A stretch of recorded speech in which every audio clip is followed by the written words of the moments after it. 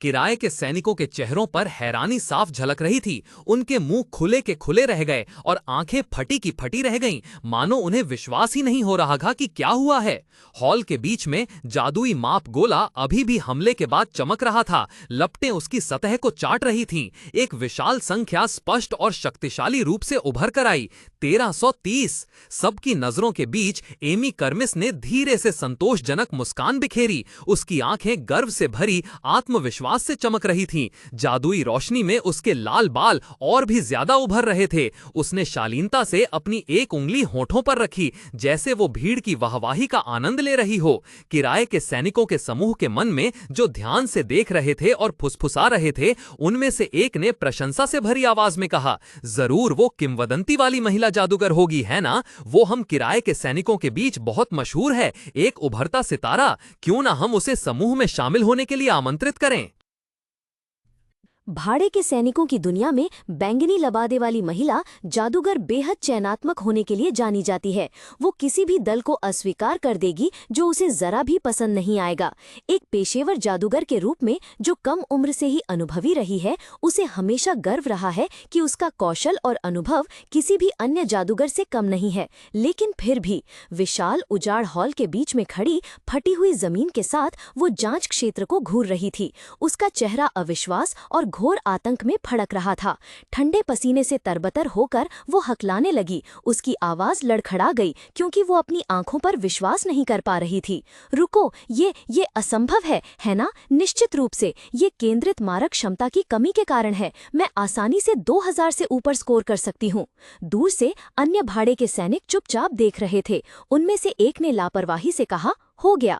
अंतिम परिणाम जादुई गोले पर दिखाई दिया, एक दयनीय संख्या 1330। एक अन्य ने बड़बड़ाया, लाल बालों वाली लड़की का स्कोर 3270 है। महिला जादूगर सुन पड़ गई। उसका चेहरा उदास हो गया। वो अवाक रह गई। अंतर बहुत बड़ा था। भाड़े के सैनिकों के प्रशंसा भरे फुसफुसाते स्वर गूंज उठे। समस्या अब कौशल के अंतर की नहीं है, बल्कि प्रतिभा के पैमाने की है। एक आदमी बड़बड़ाया, मुझे यकीन है कि वो अपने साथियों में सबसे प्रतिभाशाली है। यहां कोई भी उससे ज्यादा ताकतवर नहीं है। एमी कर्मिस आत्मविश्वास से भरी बाहें मोड़े खड़ी थी और एक बेसुरी धुन सीटी बजा रही थी। हालांकि प्रशंसा जल्दी ही निराशा में बदल गई। यहां तक कि उसके जैसा भी नहीं कर सकता तो हम क्या कर सकते हैं? निराशा का माहौल उन पर छा गया।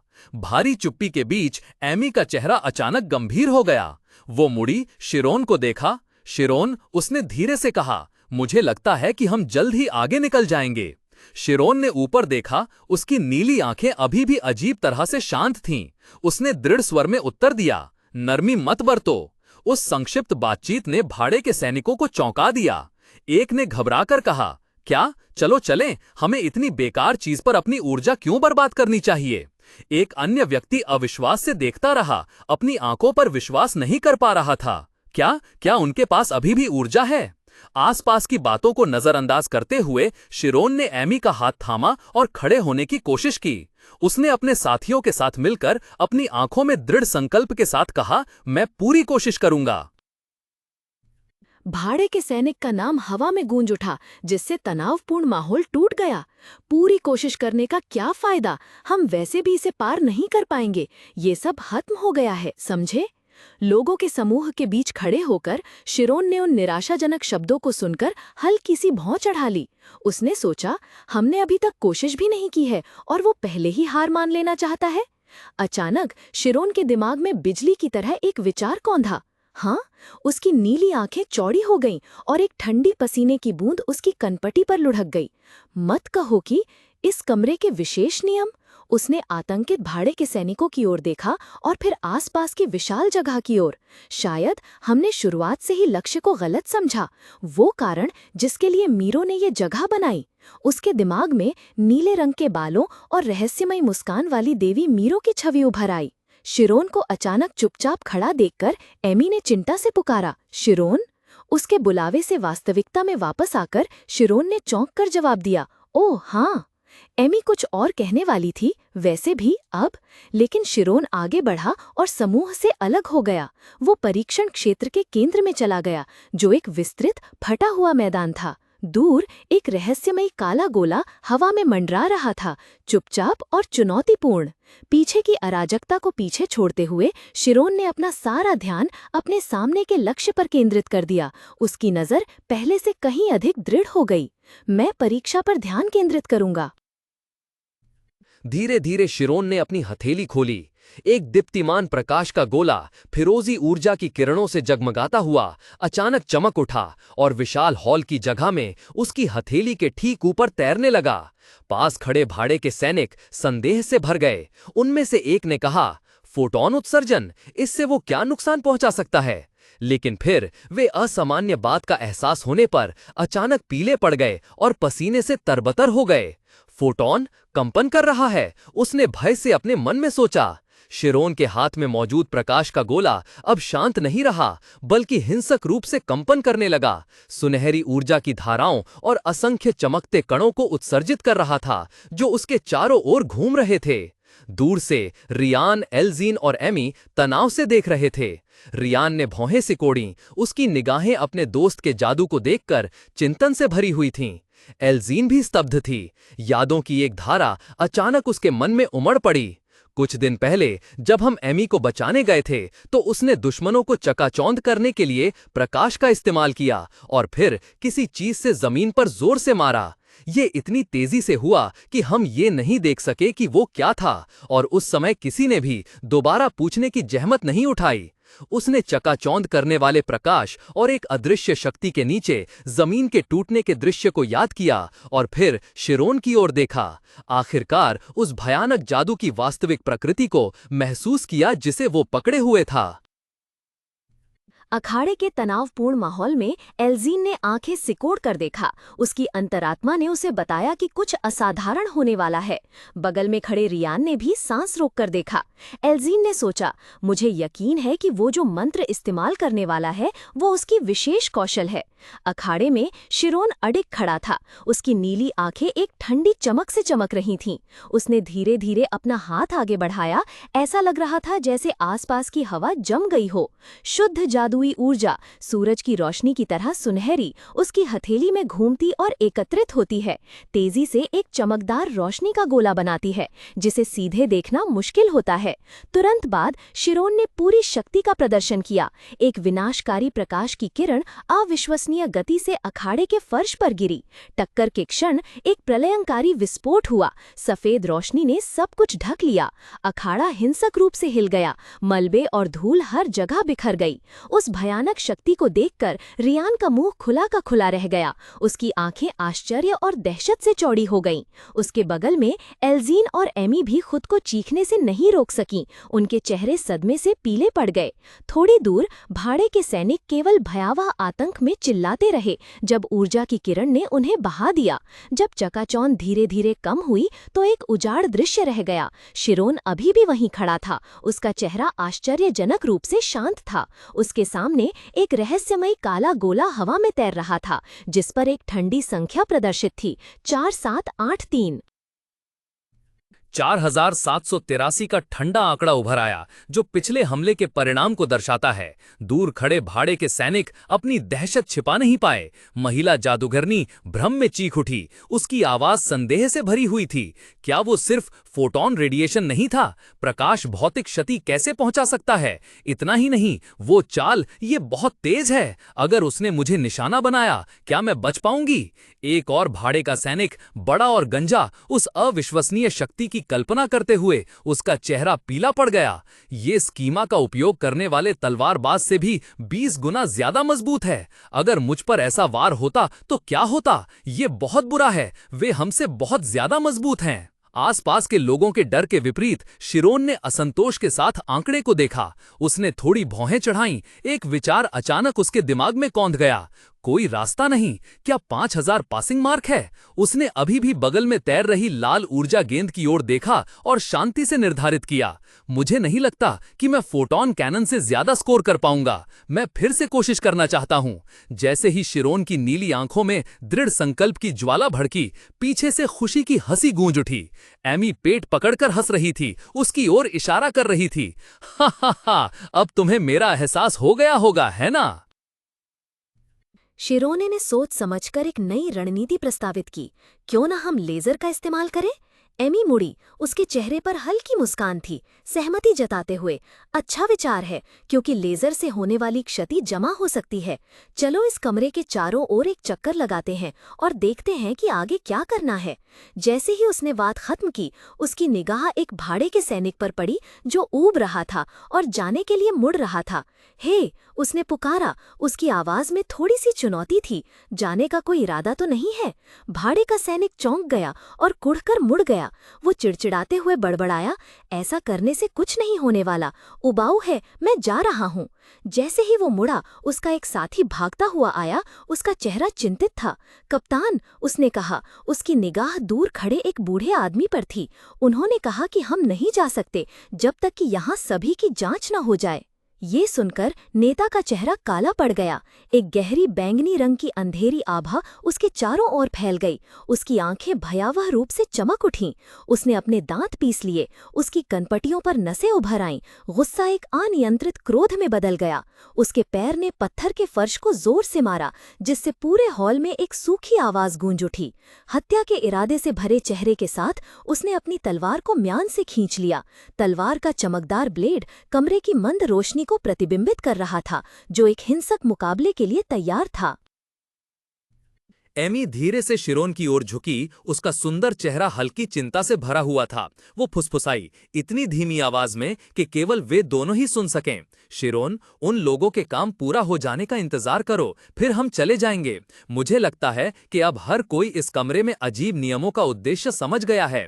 ये साथियों के बीच भरोसे की परीक्षा है। आसपास के लोगों की निगाहें भी तनावपूर्ण हो गईं। वे चुपचाप सुन रहे थे और देख रहे थे। अगर ध्यान से सोचें तो ये परीक्षा का एक बहुत ही अजीब तरीका है, एमी ने आगे कहा, उसकी आवाज समान रूप से विश्लेषण करती हुई। नीचे हॉल में नेता खुद को कस रहा था। उसके हाथ तलवार के हत्थे को कसकर पकड़े हुए थे। उसके दांत पीस रहे थे, जैसे वो एक भयानक दबाव झेल रहा हो। एमी ने उस दृश्य को देखा। उसकी आंखें हटी नहीं। शुद्ध मारक क्षमता के मामले में जादूगर स्पष्ट रूप से तलवारबाज से अधिक मजबूत है, लेकिन कुल मिलाकर ऐसा नहीं है। उसने समझाया, पहले के परिणामों को याद करते हुए। एक तलवारबाज का धुंधला स्कोर एक जादूगर की ज्वलन संख्या के बिल्कुल विपरीत था। तलवारबाज कई ऐसे काम कर सकते हैं जो जादूगर नहीं कर सकते। आखिरकार वे अलग अलग भूमिकाओं के लिए उपयुक्त हैं। यहां तक कि इस परीक्षा को आयोजित करने का तरीका भी समस्याग्रस्त है। अखाड़े की सूखी और गर्म हवा में सुनहरी धूल के बादल उमड़ रहे थे। हथियारों की झंझनाहट के बीच सरदार सीधे काले गोले की ओर लपका। एमी ने मन ही मन सोचा कि अब किसी को इस आदमी की परवाह नहीं है। अगर जगह बड़ी होती तो उसकी स्नाइपिंग तकनीक और भी प्रभावी हो सकती थी। वो आगे सोचने लगी। उसका मन चिंता से भरा हुआ था। हालांकि ये बहुत अनुचित है, लेकिन यदि नुकसान को मापा जाए तो ये निष्पक्षता का भ्रम पैदा करता है। फिर जब किसी को अपने साथियों से कम अंक मिलते हैं तो वे चिंतित हो जाते हैं और फिर वे उन लोगों को तुच्छ समझने लगते हैं जिनके अंक उनसे कम हैं। पिछली यादों में वो विशालकाय भाड़े का सैनिक शिराने को गुस्से से घूर रहा था और दहाड़ रहा था। ये बेतुका है, मैं उस बच्चे से सिर्फ 7 अंक कैसे ज्यादा हो सकता हूँ? एमी के दिमाग में कड़वी सच्चाई धीरे धीरे उभरने लगी। आखिरकार इन सब के अंत में जो इंतजार कर रहा है वो है, एक व्यक्ति के बलिदान से पूरी टीम आगे बढ़ सकती है। जैसे ही ये विचार कौन था, एक भयावह दृश्य सामने आया। अन्य भाड़े के सैनिकों की निगाहें बेरहमी और क्रूरता से चमक उठीं और उन्होंने अपने एक साथी पर हमला कर दिया, जिसे उसके बगल में खड़े व्यक्ति ने पीछे से छुरा घोंपा था। पीड़ित का चेहरा आतंक और अविश्वास से विकृत हो गया था। उसी समय सरदार ने काले गोले पर वार किया और लड़खड़ाते हुए कुछ कदम पीछे हट गया। वो घुटनों के बल गिर गया, धूल भरे अखाड़े में धड़ाम से गिर पड़ा। उसका चेहरा अनायास ही गोले पर लिखे नंबरों की ओर मुड़ गया। उसकी नजरें पत्थर के चबूतरे पर लटक रही लाल रंग की गेंद पर टिकी थीं, जिस पर 32 का आंकड़ा उपहास उड़ाते हुए चमक रहा था। उसकी सांसें भारी थीं, माथे पर पसीना आ रहा था और कड़वाहट और निराशा के भाव स्पष्ट थे। किराए के सैनिकों के समूह पर निराशा की हवा छा गई। वे मुंह लटकाए खड़े थे, उनका गौरव पूरी तरह से गायब हो गया था। तलवारबाज अपनी झुंझलाहट को रोक नहीं पाया और उसने अपने साथियों को फटकारते हुए कहा, क्या यहां काम हो गया? हम कुछ और नहीं कर सकते, चलो यहां से चलते हैं। एक कोने में खड़ा शिरोन शांति से स्थिति को शांत निगाहों से देख रहा था। उसने एमी की ओर रुख किया। उसकी आवाज में हमेशा की तरह शांति थी। वो समूह यहां से निकलने के बाद तुरंत बिखर जाएगा। मुझे नहीं लगता कि हम बिखरते हुए समूह के साथ कुछ और कर सकते हैं, इसलिए बेहतर होगा कि हम भी चले जाएं। हालांकि मुड़ने से ठीक पहले शिरोन के मन में एक आखिरी सवाल कौंधा। वो लंबे बालों वाले किराए के सैनिक के पास गया, जो पूरे समूह के लिए दुभाषिया की भूमिका निभा रहा था। क्या तुम एक बार फिर अनुवाद करने में मेरी मदद कर सकते हो? किराए का सैनिक बेमन से अपना सर उठाता है। ठीक है, तुम क्या कहना चाहते हो? शिरोन ने बूढ़े सरदार की ओर देखा, जो गरिमा से खड़े थे, और फिर स्पष्ट रूप से पूछा, क्या इससे पहले किसी ने यह परीक्षा पास की है? पूरा वातावरण शांत हो गया। बूढ़े सरदार ने हल्की सी आंखें मिचमिचाईं। थोड़ी देर सोचने के बाद उन्होंने अपनी भारी आवाज में कहा, और किराए के सैनिक ने तुरंत अनुवाद किया, मुझे यकीन नहीं है। कभी कभी वे समूह में आते हैं, कभी कभी अकेले चले जाते हैं। हालांकि मैंने जो देखा है उसके आधार पर। मुखिया उनके सामने खड़ा था। उसकी आवाज स्थिर थी, जिसने तनावपूर्ण माहौल को तोड़ दिया। 10 में से सिर्फ एक ही पास होगा। शिरोन और एमी स्तब्ध रह गए। सुनहरे बालों वाले लड़के की आंखें आश्चर्य से खुली। क्या? उसने अविश्वास से कहा। मुखिया ने बिना बदले आवाज में आगे कहा, अकेले जाने वालों के लिए पास होने की दर अधिक होगी। शिरोन का दिमाग घूम रहा था। उसने मन में सोचा, मुझे लगा था कि शायद ये परीक्षा पास करने के लिए नहीं है, लेकिन फिर भी कुछ लोगों ने इसे पास कर लिया है, और मुझे उम्मीद नहीं थी कि पास दर 10% तक होगी। उसकी नीली आंखों में एक समझ की किरण चमक उठी। वो एमी की ओर मुड़ा और धीरे से कहा, मुझे प्राचार्य ने फंसा दिया है। एमी कर्मिस ने उसकी ओर देखा। उसका चेहरा पूरी तरह से भ्रमित था। क्या? तुम्हारा मतलब क्या है?